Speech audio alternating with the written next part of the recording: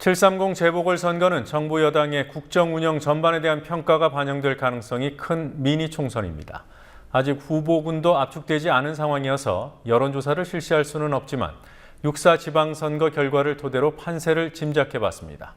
중앙정치의 영향을 많이 받는 국회의원 선거임을 고려해 광역단체장 여야 득표 결과를 기준으로 삼았습니다.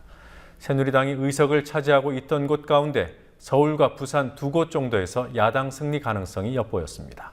노지민 PD가 보도합니다. 현재까지 확정된 730 재보궐선거 지역구는 14곳입니다.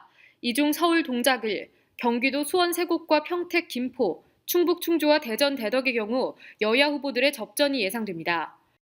먼저 동작을의 표심을 동작구를 통해 밀어볼 때 정몽준 새누리당 서울시장 후보는 자신의 지역구였음에도 불구하고 박원순 시장보다 16.5%포인트 낮은 득표율을 보였습니다. 이런 민심이 730 재보선까지 이어질 경우 새정치민주연합의 후보가 유리해 보입니다.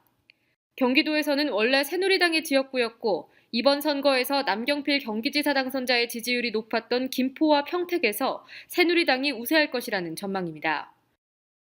수원 3곳에서는 기존의 해당 지역구를 차지했던 당이 경기지사 선거에서도 우세를 보였습니다. 당초 민주연합 소속 의원의 지역구였던 수원 권선의 경우 민주연합 김진표 후보가 1%포인트 이상 앞섰습니다. 남경필 경기지사의 지역구였던 수원 8달에선 남지사가, 김진표 후보의 전 지역구인 수원 영통에선 김 후보가 각각 앞섰습니다. 요컨대 수원 3곳에서는 특별한 이변이 없는 한 민주연합이 2대1로 유리하다고 예측할 수 있습니다. 충북 충주는 새누리당이 우세할 것으로 보입니다. 충주는 충북지사 선거에서 석패한 새누리당 윤진식 후보의 지역구였고 지사 선거에서도 윤 후보가 4%포인트 이상 앞섰습니다.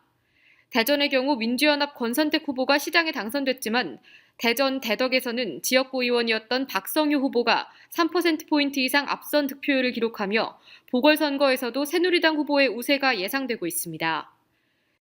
영호남 지역의 경우는 결과가 정해졌다고 해도 과언이 아닙니다.